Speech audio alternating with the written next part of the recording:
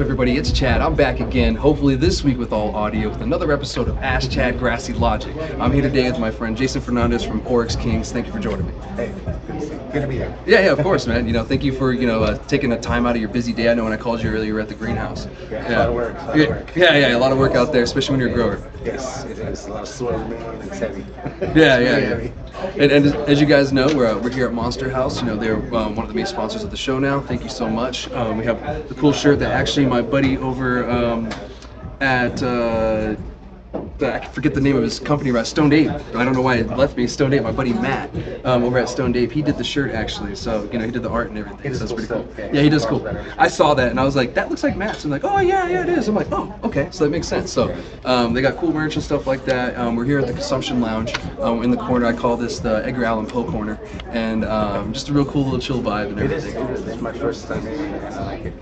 Yeah, it's a cool little vibe. So we got people here. It's an active Consumption Lounge, so it's pretty cool. But anyway, we'll jump into the episode. Thank you again, Monster House, for that. And it's a cool to change locations up. Instead of just having a green screen behind me. Yeah. So tell us a little bit about yourself. So Oryx King was just kind of a continuation of something that 1999 I started at a place called Fat Glass, and it just kind of always was with the intention of selling marijuana. I mean, we sold pipes and other things throughout the years, and we wanted to go legal, and this was the chance to do it. Our name came about just because of our farm at the time had Oryx on it, and they were showing up during the bombing. We were backed up to the range, and when they would do bombing and do stuff, they were spooked, so they would actually come closer to us because they normally don't come very close. Yeah. And I had my son in my arms, and we walked out of the greenhouse, and there was more than 25 feet away at me. I was just down drinking, and we sat up like this, and it was like, that's really majestic. I really want people to get very close to it. To get that close to it, you're not going to be on the business end, and you don't want to be on that. Yeah. He was on the other side of the water, and we saw him kind of smell and did his thing. He walked right into the greenhouse, and didn't leave, and it just, that became it. Yeah, it was very majestic. They were mean, yes. I was just going to say that. Very aggressive. And those of you out there who aren't from New Mexico or southern New Mexico in general, if you encounter Oryx, please stay as far away from them as possible. They are not cuddly. They're mean. They will ram your vehicle. They find dead coyotes on their antlers. We had one out at the farm. Yeah. So they find them all the time with dead stuff on their antlers. So they will ram you. They will attack you. Majestic animals, but please enjoy them from a distance. If they come close to you, there's something wrong with them, because they generally will stay hundreds of feet away. They don't like you. Yeah, that's true. So, we had one here in town a couple of years ago. I think if you remember, at MSU area, and they had to put it down, unfortunately, because it was close to people. Yeah, it was close to people, and they knew it was probably most likely sick. It was just probably looking for something. Food.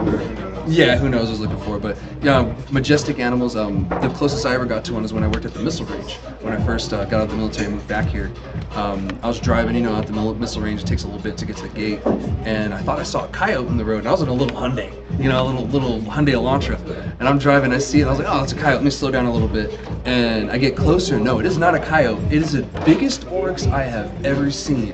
His back was higher than my car. And they're just ripped. Yeah, and he was just walking across, just muscle. They're just nothing but muscle, not an ounce of fat on those guys. Crazy, yeah, they're like on roids. And he's just strolling across the street, and I'm just like, go ahead, take your time. Yep, Mr. Oryx. Yeah, you're beautiful, bro. Anything you need. Please don't ram me. They're impressive. Yeah, it is. So I liked it. It was impressive. It's native to our area only because somebody said, "Hey, Bobby, load one of them up and bring them back to the base." That'll be fun to hunt down there. Yeah. So they loaded them up and brought them back from Africa, and I don't know who or when or what, but they took off. Yeah, it was. I think around the 1940s they did it as an attempt to bring more people to New Mexico to hunt. Is that what it was? Yeah. I heard it was like, "Hey, Bobby, grab one of them." Essentially, it was essentially that. Who knows? The guy probably had the same accent, but worked for the state. Yeah. So that's cool that you guys, incorporated the name with, the localness of New Mexico. And, we're the only state that, has this. People from all over the world come to New Mexico to hunt Oryx. And to be honest, it's a really good meat. Yeah, I love it. Wild game meat. Oh, Oryx green chili stew. Oh, to die for. Oh, it's so good, Yeah. and it has like a little less of a gamey taste to it. Yeah, No real game. it's really good. But you know, I could talk all day about this stuff. But yeah, so how long have you been in the cannabis space? 1999, I opened my store, but before that, I mean, we were growing. Yeah. And I've always known the value of cannabis and as a medicine, and I promoted it and supported it and gone against, Yeah. grain, if you will, because I thought it was the right thing to do, and I always stood up for what's right over what's legal. Yeah. And it's cost me a few different times, and I've had to stand up and fight and raise in court and been arrested, and still stood up and did the right thing. And Yeah. we're still here. So that's I'd say by the time I was like 18, I was interested in it, doing it, blowing glass, growing it. Along with mushrooms too, and just those were the right things. Yeah. They helped people. I didn't see issues with them, and I wanted to help people in those matters. And to be honest, it's not like what I tell people all the time is law doesn't equal right or morally correct. It's just equals law, and that's the thing about the cannabis laws and all these other laws, even the psilocybin ones, is they're illegal for the wrong reasons, and that's unfortunate. But with And it takes people to stand up and take the fall or whatever to bring it to the front, and it does. It really does. Unfortunately, that was me a couple times. But it is what it is, and you move on. But fortunately, you're here with us now. You're in the industry now. You guys are operating. Where are you guys located out of? So we were in Vado to start. Okay. We had a farm out there, and it just didn't work out. Appraisals, this, that, the whole business of it. So now we're up by the airport, basically. We're up on, I call it the hill. Everybody says the hill, they think that way, but we're up there, and we've got 4 big greenhouses, 100 by 100 square foot, and that's where we're at. We have a 3,000 plant count. We have another 1,000 or 2,000 plant count with 2 other kind of partner, sister, brother, kind of whatever you want to call it. Kind of like a co-op kind of situation. Where we work with them, grow on behalf of another one, and we have a significant plant count. So Nice. Yeah. there's not very many of us doing it, so it is a lot of work. There's basically 4 of us running this right now. Oh, okay. So yeah, when I called you earlier, you're a little busy. You're like, oh yeah. I was like, oh crap, man. Yeah, we had new soil and turning the old soil. You got to dump them all out. I mean, I've been working 16 to 18-hour days for probably 2 years straight now. Yeah. Over 100-hour work weeks for 2 years straight. Maybe I took 4 days to go to San Antonio with my son a year ago, and it's been about it vacation-wise. The day off is I drove. I have Sunday off, so I'll only be there from 9 to 5. Gotcha. Okay. That's my day off. It's an 8-hour day. Yeah. No. I mean, that's kind of like Iraq. What a 6-hour day was a day off. Yeah. If we got a 6-hour day. Yeah. So I totally get it. And even now, with everything I do, I'm so busy. The podcast is just one of a million things I'm doing. That if I get a Sunday to myself to do laundry, it's a blessing. So I totally get it, man. And Are you happy doing that laundry? yeah, I'm happy. I'm like, it's gonna be great. Yeah, I got a whole overflow basket I gotta do, because it's busy and I understand where you're coming from. All the time. I want to go with my friend. No, I gotta do my laundry. Yeah, it's like, oh man, being an adult sucks. But I'm glad that you figured it out. You have your own place. Being up on the hill must be interesting. How is it growing in that area, to be honest? I mean, it's no different than anywhere else. Okay. The only thing that I guess is different is we have the kids drag race on Friday nights up there. So we'll hear and we go up front and watch some of the cars. They drag race up there. So I mean, that's probably the only difference than anywhere else in the drag racing. That's kind of fun, a little spectacle. It is. Yeah. The peel out all up and down the streets. And stuff. And so we had a car come through the wall. No way. Yeah, we did. We had a car come through the wall in the afternoon.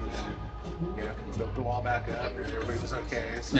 So that's good. Things. So that's what I guess would be different. Other than that, it's 4 walls and that wall and a roof. Well, at least no one was hurt. At the end of the day, it was just a wall. A wall you can replace. You can't replace someone's life, and the vehicle you can replace too. So, but that's great, man. And like being out there. So, what do you guys use for soil medium? Like, what's your growing style? So we're doing organic living soil. Okay. I was kind of shown how to do everything by a guy named John Huerta. He's been going out of state or all over. He's got quite a few grows under his belt, and he just didn't spend money on things. He was able to take what he could get and make it work, and I learned that way. And so so now that you can go and buy something, it's a little easier than you have to at this level. But I learned to go and find the bad iguanas under their bridges and go gather it and really learn myself to not spend a lot of money and do it very organically, very sourceful of what's around. Yeah. And I just kind of carried that on, and that's basically what we're doing up there, you know. So we hand water for fertilization, and I run a drip for water for off days for distilled water too, so it's Yeah. not using water in that way. But fertilization, we can do that just to make sure we get even amounts, and it takes a couple hours No. every day. I mean, 3,000 plants, you know, that does take a while, you know. It does. And that's a lot of plants. If you guys could imagine, you know, how many plants that is, it's a lot. You know, it's quite It's a 100 few. square foot by 100 square foot times 2, basically. Yeah. Greenhouse. Yeah, and so, you know, it's pretty much like your school's worth, you know, full of cannabis, Oh essentially. yeah, almost. a couple basketball courts full. Yeah.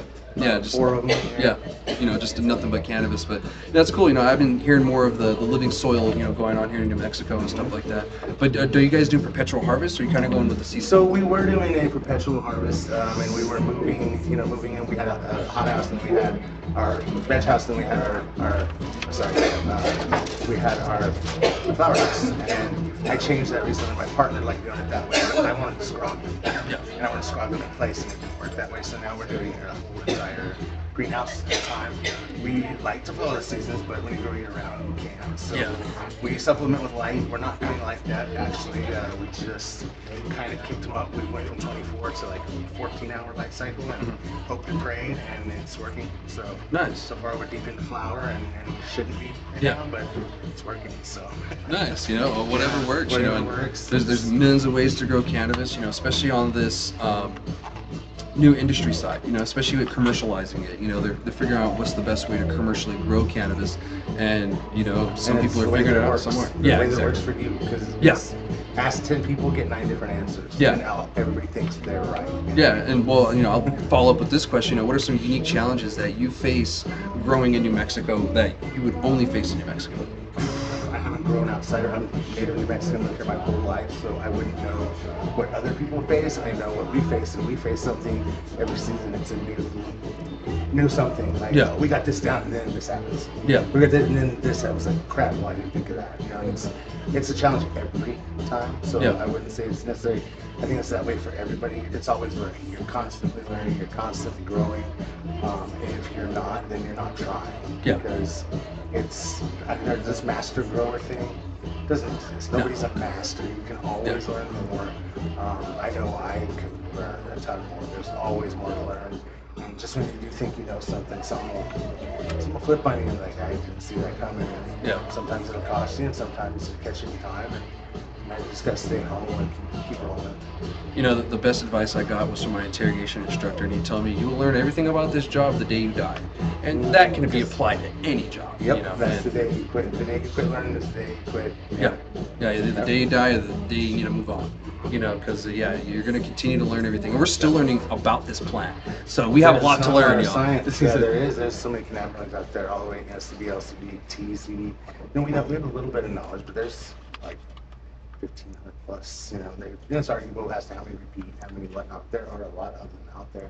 The entourage effect is a real thing. How they interact with each other for each individual person, and finding a personalized one that works for you. Yeah. It's different than what works for him, and Yeah. it doesn't have to have high THC or have this. Like, it is a real thing. Yeah. So there are certain ones that work good for people, certain ones that not so much. You know? Yeah.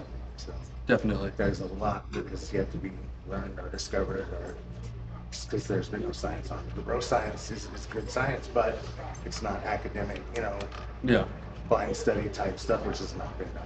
Yeah, it's, you know, That's this coming. worked, you know, I did this, it worked, but you don't know why it worked. Right. You know, it's just, I got know a good it worked. idea. Yeah, yeah. Yeah, replicated it. So. Yeah, you know, it obviously worked, but you know, it could be just one compound within it that you use that you could separate in a different way, maybe get it cheaper. You know what I mean? You know, so yeah, that's the thing about growing, is you're always learning and you're always trying to figure out new avenues of going. But what is your favorite cultivar you're growing right now, or what cultivars do you have going? So we kind of narrowed it back down, but Fossil Fuel has been a really good one. My favorite probably right now, it was the Mac. Mac was just it's still, it's got a place in my heart. I like the Mac a lot, but the Great Milkshake and the Great Ape, both this last time. I smoked a great vape just the day before yesterday because I like to allow it to cure at least 21, 30 days before I try them, before we send them out. And I partook in it, and the taste was amazing. And I got to my door, and I go to walk in, and I just got the biggest grin on my face, forgot what I was doing. Yeah. Typical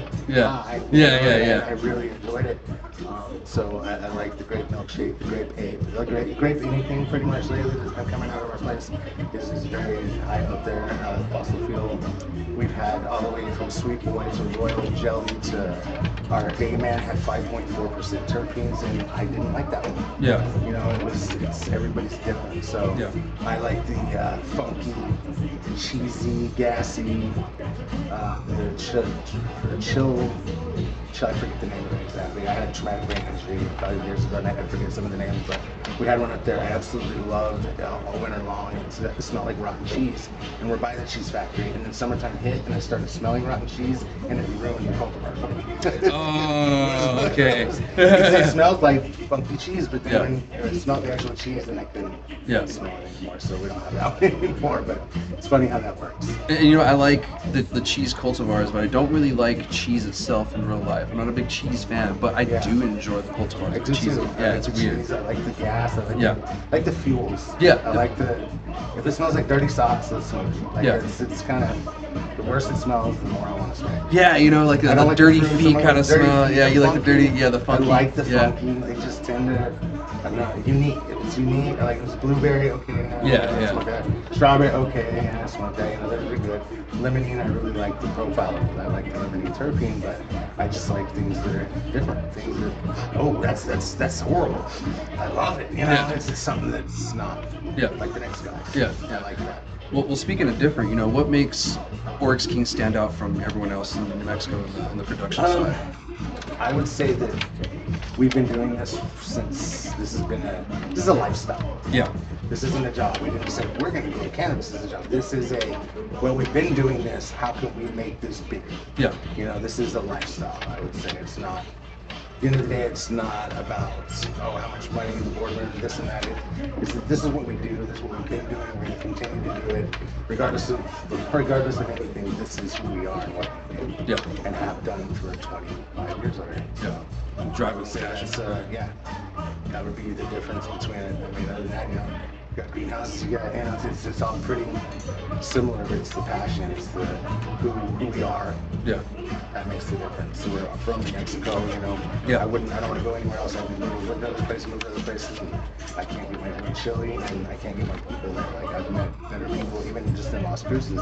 I've met more friends that were being some of my better friends, best friends in this area than even in Albuquerque or some of the other places I've lived. I love this area. Yeah, and someday I die, Yeah. Because I want to. Yeah. I love my state too. It's the reason why I stay here. I don't go somewhere else or go back to Hawaii, or something. Yeah, Hawaii sounds awesome. I've never been there, but I couldn't imagine going there. I lived in Gilroy for about 6-8 months. I tried out there. I tried a couple different places. I thought I wanted to go to Denver, Colorado, but then they had their reboot, and I don't know, a billion people moved there now. No desire to go there. Yeah, dude. I mean, because it got crazy after that cannabis boom over there. It's a little ridiculous. Can't afford anything. Can't drive anywhere. I'm not into sitting and traffic for an hour each way every day just to make it a mile or two. Yeah, I like my wide open spaces. Mm-hmm. I like my skies. I like the smell of rain. Yeah. Don't like it too crowded and everything. Yeah. So, what do you think is one of the biggest challenges that kind of plagues New Mexico producers, and what do you think is going to happen in the future? Ooh, the biggest challenge that plagues New Mexico producers.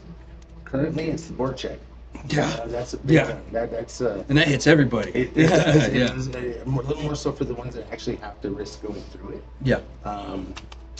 I think that's big, and I don't see that changing anytime soon. That's going to stick for a while.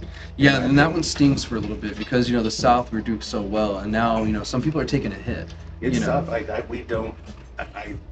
try to do more here than travel up there, so it does limit us. That's, I think, the biggest thing working against us right now, against producers, and against manufacturers, against really anybody. That would be it. Yeah, sure. I agree. And it's been national news. It's been all over the place. It's just it's the federal government dragging their feet, and to be honest, it's Congress. Congress has been dragging their feet on many things. I don't want to get too political, but anytime a cannabis thing pops up, they don't want to do it. They do what Big Pharma tells them. Yeah, the lobbyists tell them. Yeah, or the lobbyists. Yeah, the lobbyists have got it. Yeah, and let's face it, they really don't want us to have this. Yeah. And New Mexico, we are blessed that we do it, we're able to do it. But Big Pharma wants to come in, and when they come in, they're prepared. They're going to come in eventually, but when they do, they don't want us around. Yeah, no. So it's rigged. That's, I guess, another thing. It's systems rigged. It really is at the federal level. So that's tough for producers. That's tough for everybody. Yeah. So and being in 280 doesn't help anybody. And that's something that is going to take time to change. And you and I, our generation, we're going to be the ones that suffer. And then maybe 20 years from now, the newer, younger generation, they're going to benefit hell. We're going to be those grumpy old guys. Oh, my day, that wasn't how it was with that damn 280. Until we can walk down the street and smoke it without anything, it's not legal. Yes. It's not. It's prohibition with perks. Yeah, I like that. It's prohibition with perks. Prohibition is what with it is. perks. Yeah. Mm-hmm. And sometimes it felt like when it was illegal, it was freer because you didn't have to worry about losing a license. You walk down the street, you can take it okay, but no fingers left, you keep doing it. Yeah. And it seemed almost freer when it was illegal. Yeah. Had that, I guess, that more free sense because you were doing more things and they just kind of turned a certain way on it. But now there's now there's a super punishment for it. Exactly. Now we're going to really enforce this.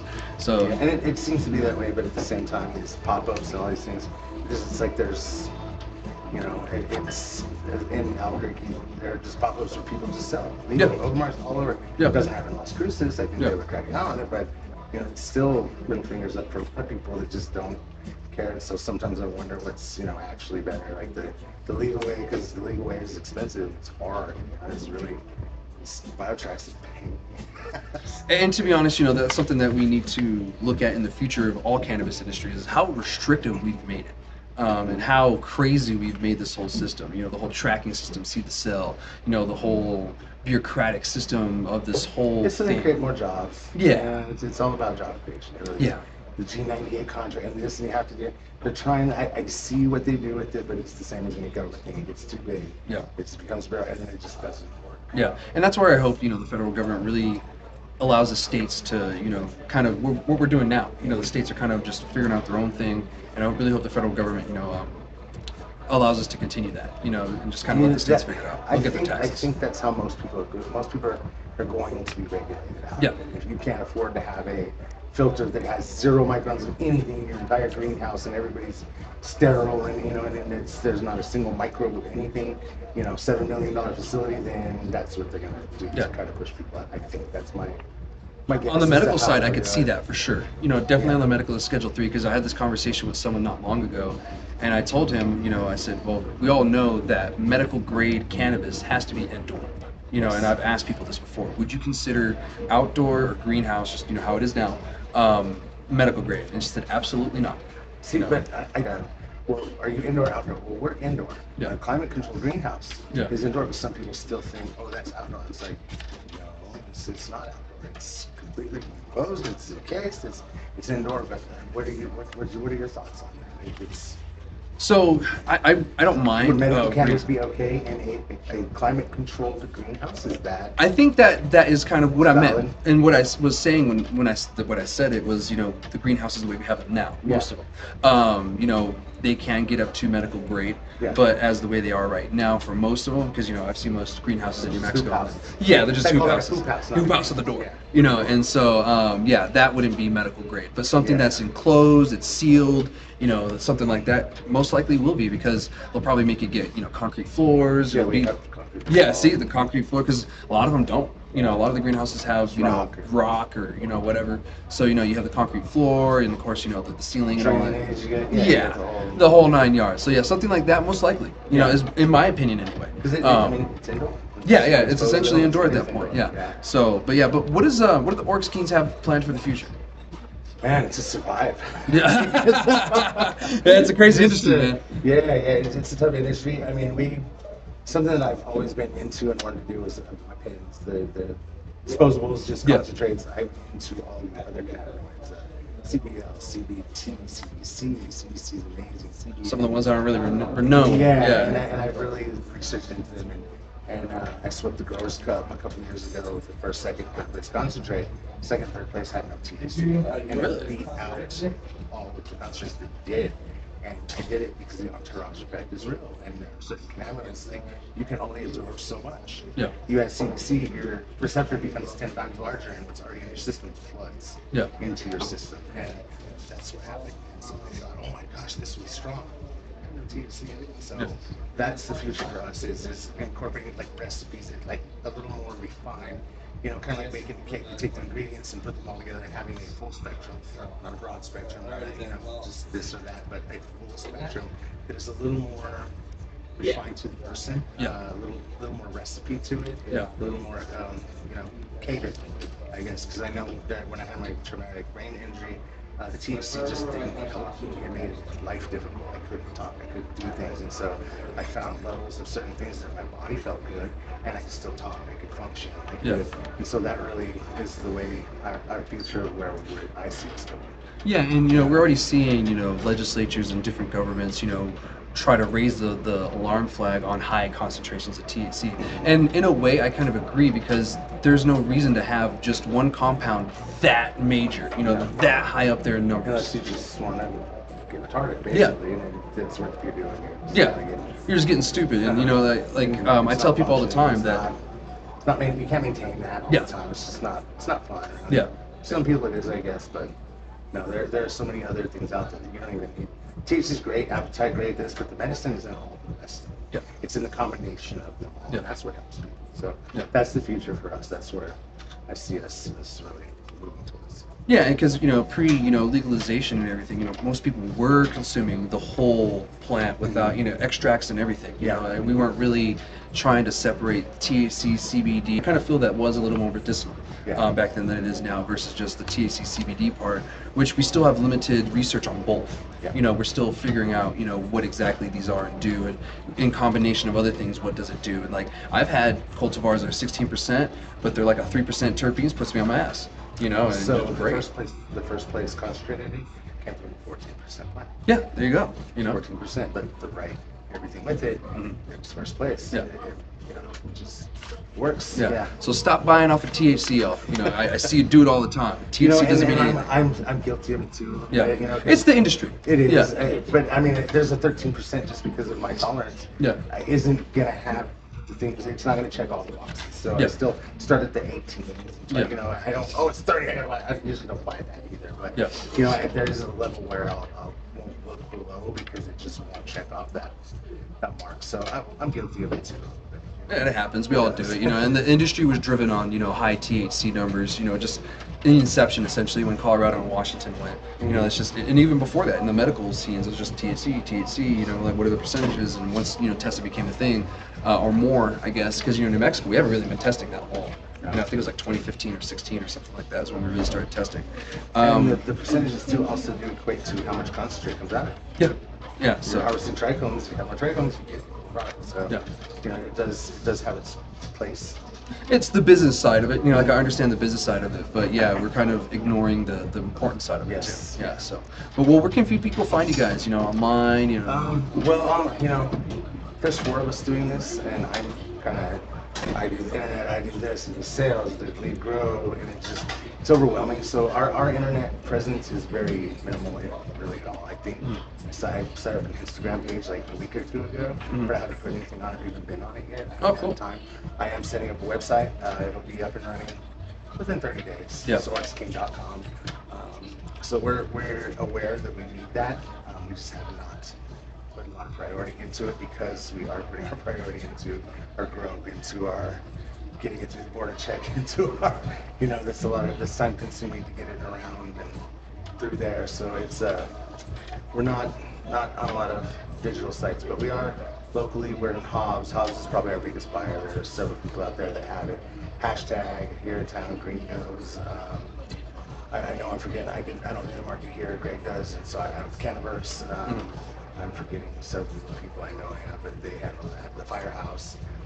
We're in quite a few places around here. So, nice. And if we're not in your place, give us a call. We're happy to get in there. We do have a lot of product, and we do produce a good amount, and so we can definitely, we like to support local, we like local, we are local. Fat Glass will be opening back up as Fat Grass here in probably the next 90 days, and that will be our primary spot where we will carry everything, and it'll be at a rate that is going to be pretty phenomenal. So. Yeah. Nice. So the old Glass place is also going to be a dispensary. Correct. Awesome. Okay. That's So always been the goal. But when they shut us down in 2018 for the pandemic, we switched over and started, here. And then when we were allowed to open back up, we were deep in this, and so we just continued this with the idea to open back up about this time.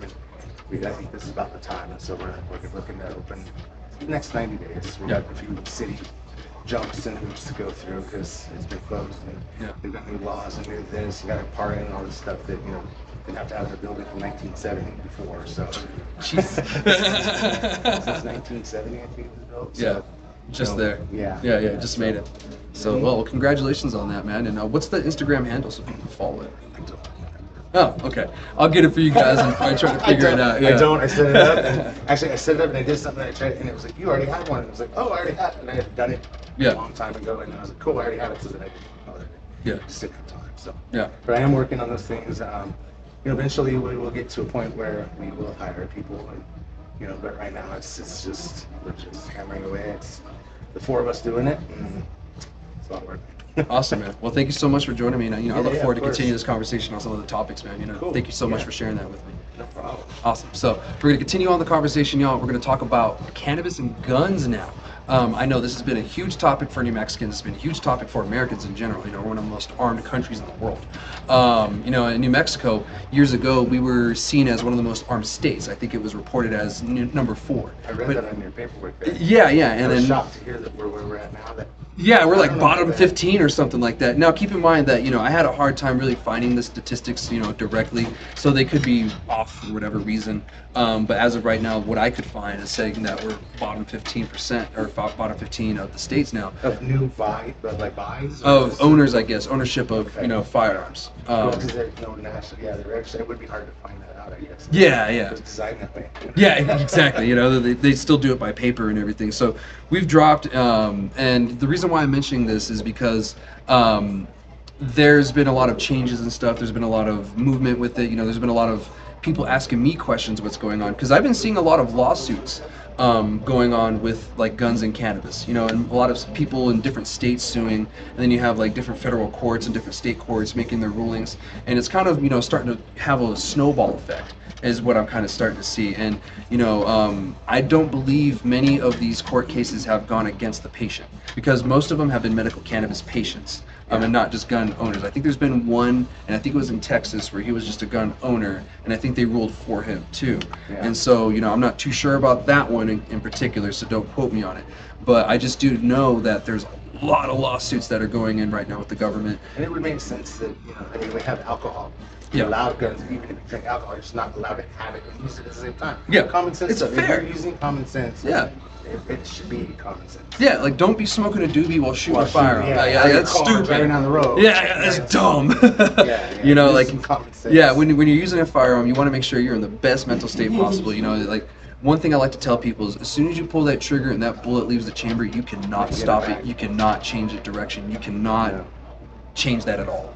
So, it's a very serious thing with guns. That's being in the military, we took it very serious as well, and even growing up in Alamogordo, it was taken, very serious, gun safety and stuff. Grandpa, you don't keep unloaded guns, because it's unloaded guns that kill people. Exactly. It's unloaded, and it's never loaded gun. It's unloaded gun, so you never kept an unloaded gun in the house, and you don't point at anything you're not intending to kill. Follow those rules, and you kind of be all right. You won't get beat. Common sense. The common sense things. When I was a kid, I wasn't even allowed to touch the guns without, an adult. I got my butt. But I was taken out when I was 5 and shown how to. Me too. Me too. 5 years old, I was in. Let's go, especially at the 22. Learn how to do it. Learn how to, and you did it under very intense supervision. It scared the shit out of me. I shot junior ROTC. I shot the rifle team. And I love guns. I have quite a few of them. So it's more of a sport, I guess. I love them. Accuracy shooting. Accuracy. Just target shooting just see if you get closer to the whole thing. I just like shooting. Yeah.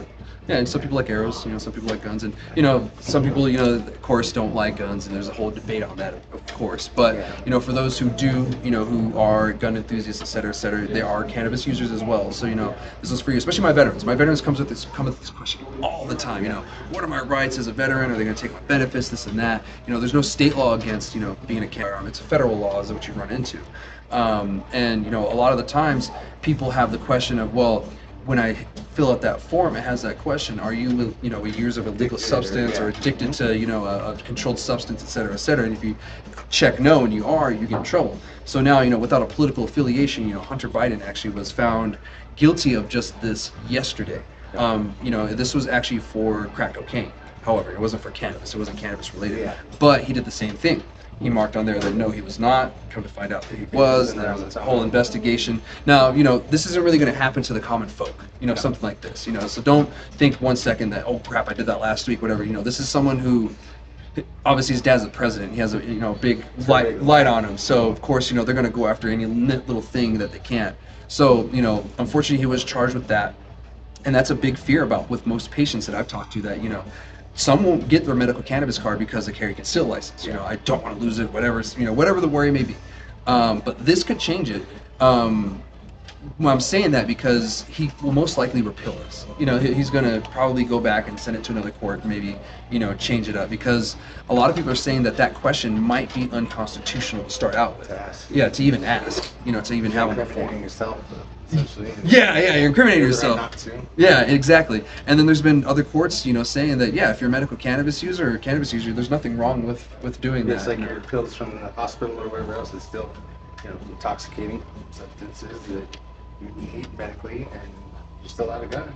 Yeah. You're just not allowed to use it at the same time. Again, it falls back to common sense. Yeah, common sense. I get it. Common Which sense isn't so isn't common. Yeah, I get it. It's not as common, but that's the law. And if you're going to do that, you want to ensure that you're following all the rules and laws. So So I have taken my concealed and carry weapons class and done it many times, but never filed specifically because I had my cannabis card. But I would take the class, do renewals, do everything except. Because in New Mexico, open carry. Yeah. So I take classes, I open carry, same thing. Yeah. But you learn, when's right, when's not. Yeah. Educate yourself, and have you had any issues, not on whatever, it just hasn't become issues. So. Yeah, and for me, concealed carry is just when you're trying to be sneaky. I don't know where you want to be sneaky. Like if you have an open carry, not to make people nervous if you're at a place. I guess. Yeah, but sometimes you go on it just because there's mothers and children at a location that may not. Okay, that's fair. It might make them a little nervous. Or in a park or something. Yeah. Certain places just okay. If I can conceal it to make people easy or a little more at ease, okay. Yeah. But other than that, wearing it open is fine. Yeah, and in New Mexico, as you said, that is perfectly legal. Mm-hmm. But make sure that it is where they can see it. Sides. If your shirt goes over it, you might run into some issues. So keep that in mind. They said from three sides. Yeah. I guess I did do it right. Okay, so 3 sides. Yeah. So if your shirt covers it, it's blocking the side. So make sure. And that's one thing. I met a gentleman in Colorado years ago, and when my dad's from Colorado, so I was business and family, and I didn't realize it was an open carry state because it was open carry. So I just had a question. I was like, oh, it's open carry here? He's like, yeah, man. He's like, just make sure you don't have that shirt flop over it, man. And I was like, same in New Mexico, bro. Yeah. Same in New Mexico. So it's not open. Yeah, it's not open. It's concealed at that point. So there's little nuances on that. And I've even had in one of the classes, the guy told us before, he's like, if you're legal, you're doing everything you need to do, and you're right, and it's concealed, and maybe it shouldn't be or whatever. Once concealed, who's going to know about it? Yeah.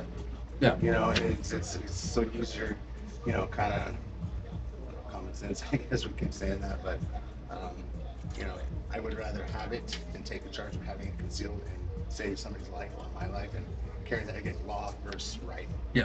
And it's one of those things. So yes.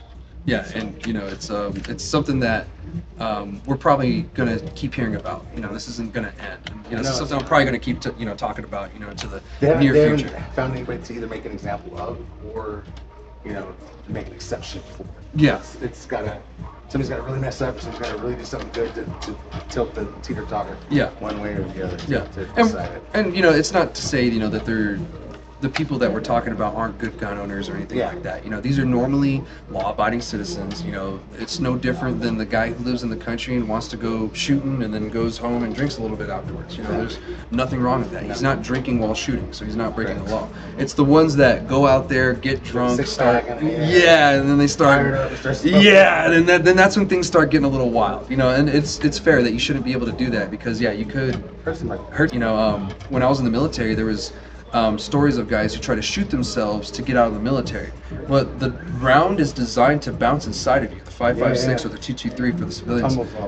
It's a tumbler. So when it goes inside of you, it doesn't go here and go out like the 7.62. It goes here and probably comes out your butt or wherever, you know. So, you know, that's something that people don't really keep in mind too. You know, it's like even if you do mess up. Yeah, that's a Darwin Award thing. Yeah, this dude, he shot himself in the thigh and it came down of his ankle. You know, just shattered everything on the way down. So, you know, he just, I don't even know if he has a leg, you know, to be honest. Yeah, so, you know, hopefully he does. But yeah, you know, just keep that in mind too. You know, there's that. So that's one reason why, you know, they don't allow substance use. And you shouldn't use cannabis or any substance while, you know, using a firearm. You should be totally sober, you know, and that's... Shouldn't even be tired. Yeah, exactly. Yeah, you should not be tired. Yeah, because, you know, you fumble one thing and next thing you know, that trigger gets pulled. Yeah, you got your finger on the trigger and you don't realize, like, it's the real thing. No, it is, and it happens all the time. Like you said, that's it. Yeah, it is. So, you know, my cannabis users out there who are also gun enthusiasts, which there are a lot of you. Even some of the most conservative people I've known, you know, like cannabis and guns at the same time. So, you know, if you guys want to keep in the know what's going on with this issue, stay tuned because I'm going to be keeping up with this. But that's the only really update I had on this, is just the fact that Hunter Biden was charged with something that we were all kind of feared of. It wasn't cannabis related, but there's also a Supreme Court here. Like people, they sent to prison, or has it really happened like that, or is it pretty, like, sweep it under the rug, they kind of say it, but it hasn't, I mean... I haven't seen like a mass enforcement of it. Really. It's more or less like, you know... I just wondered, I've never really looked into it, it sounds like you have. I haven't either, but to be honest, I haven't heard anybody really go through it either. I think a lot of people are taking precautions because, you know, there's a Supreme Court ruling that might come out later this month or later this year on this exact issue, and if that happens, that might change everything. Of course, we know we were talking earlier about Schedule 3 too. With Schedule 3, with that, once that happens, if you're a medical cannabis patient, you're good all around.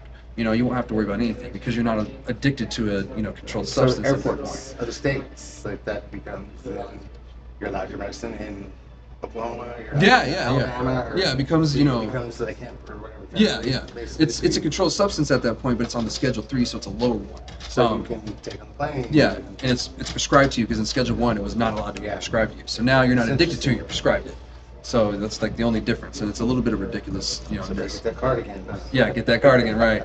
Yeah. So for my veterans out there and just my gun enthusiasts, you know, stay tuned because I'm gonna keep you guys in the know for that. So that's all I have for that. Do you have anything before we move on to the last conversation? No, it's a pretty good conversation. Yeah, it was. You know, appreciate that. You know, so it's good to, you know, talk to someone else who has, you know, knowledge about that topic of the. You know, and I just don't have any, like I said, I kind of disconnected. And it's all work. You know, work. I've kind of cut all the media, all the BS, all the filtered all that out of my life since 5 years ago. I just don't buy into it. So I don't know what's going on. I really don't. So it's good to talk to somebody who's researching, who's looking into it. You know, 'cause I know what I think is right, what needs to be done, but that may not be what's being done. Yeah, that's good that, you know, you acknowledge that too. But, you know, you could always put on my show whenever you're on a ride too. And for those of you out there, you know, if you want to stay in the know, make sure you follow, like, subscribe, all that good stuff. And before we move on, I want to thank Monster House again for, you know, the sponsorship and, you know, allowing us here at the Consumption Lounge. You know, it's a cool new location. And also Turquoise Bloom. They're also one of my sponsors here for the show. So thank you both for your sponsorship. And, you know, we'll continue on after paying the bills. So we're going to talk, our last conversation, we're going to talk about California and Colorado. And the reason why I'm talking about both is because recently they've been kind of in the headlines for having I wouldn't say a failing industry, but the industry is suffering. Both of them. And they're not the only states, but they've been the ones that are highlighted. Colorado was, you know, one of the first ones to go legal, and then California is California. They got cut off from New York. Yeah, and Colorado got cut off from Texas. So, you know, and we'll talk about that more in a little bit. So, California, I guess, has seen a 70% reduction in cannabis businesses since the inception of their recreational, not, you know, medical, but their recreational. I think that was in 2018 is when they went rec. Yeah, and I don't think that's because of the rec. I think that's literally because they were cut off from singing. They their cannabis popped up because of all the black market stuff. Yeah. It came in this direction. Let's face it, that's Yeah. what it was. And I have a lot of friends out there that grow it. I mean, their prices are they're 200 something bucks a pound. They can't sell them. Yeah. It's just sitting there. So Yeah. there's so much of it, and it's not going anywhere. Yeah, no, and that makes sense. The oversaturation is one reason. Oversaturation of product is one reason too.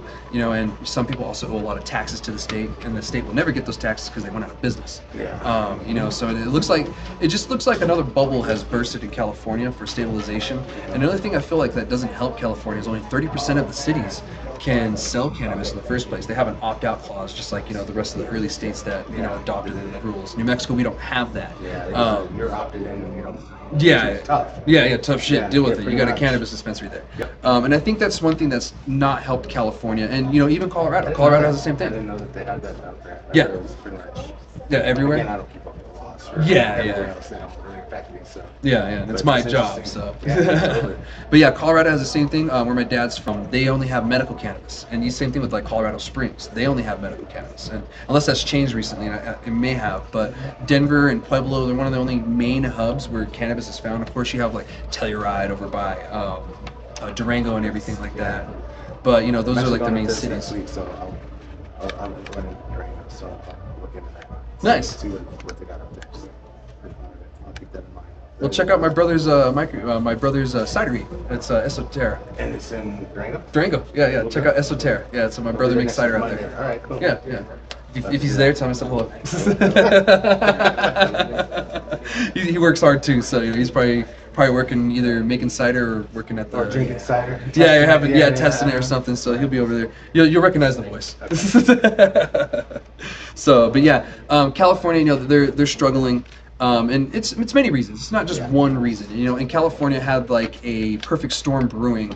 Their taxes. Like the way they do things in California just doesn't seem friendly to business. You have taxes everywhere you stop. Then you have the distribution licenses, and I kind of feel that kind of messes with it a little bit too. I mean, what is your from your buddies? I mean, I'm sure they've said something about it. The thing about California is it's so big that people just set up shop and sell, and they'll take their penalty of getting caught rather than go through all the hoops. Yeah, the same thing in New York. It's going on right now too. There's just so many of them. They can set up and they don't notice it for years.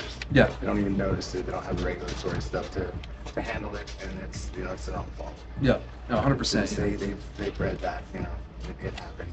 Yeah. And so those people are, taking advantage and getting away with it. Yeah. And unfortunately, I've been hearing too that some of the quality has gone down in California too. And not like the main places, they still, the ones that are known for quality are still known for quality. But I guess you could get quality all over in California. Now it's kind of, kind of where we're at in New Mexico, where you have to know where to get quality. Yeah. So that's kind of alarming because California was known as, the Mecca. If you wanted good cannabis, you used to go to California. NorCal. Yeah, NorCal, the Emerald Triangle. And even in the Emerald Triangle, they're seeing a reduction of licenses being issued out there. And it could be what you're telling me is that they're just going to grow illegally, go back to the old way it was and not worry about it.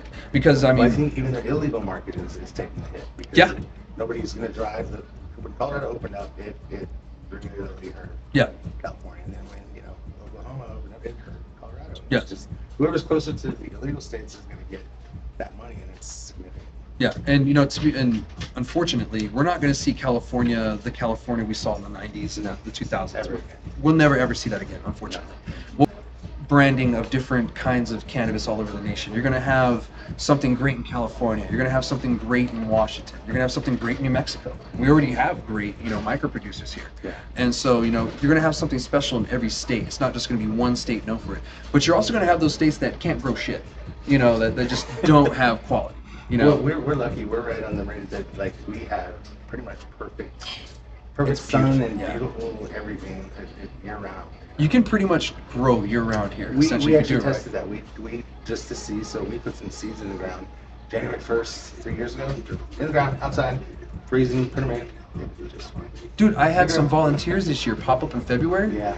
All the freezes, whatever, they're the most healthiest plants in my garden. They're just lovely. Because the ground's not Yeah. So they managed to make it. I had plants that took them almost all the way to Christmas. Like it was two weeks after Thanksgiving harvest. It snowed on them. I had the pictures of them covered in snow, and they just kept on putting them on. 2 weeks before Christmas. Yeah. Finally cut them out, so they were ready. Yeah. But I just want to see how long they Yeah. go, and they survive. They really do. Yeah. It's a weed. People ask me, what's the best way to, like, the easiest way to kill weed is bring it inside and grow it. If it was outside, Yeah. try to kill it, you couldn't. No, Really, yeah, you yeah. couldn't. But bring it inside and try to grow it, that's the best way to kill weed. That's true. You're right. Because I don't know how many times like there's a plant. I'm like, I'm just gonna ignore that one. I ignore it. It's just get bigger and That's the bigger. best, yeah. Yeah, and I'm It just takes like, you off. gotta be kidding me. Yep. Yeah. It's So funny how that works. yeah, it is. Yeah. And in Colorado, they're a colder climate.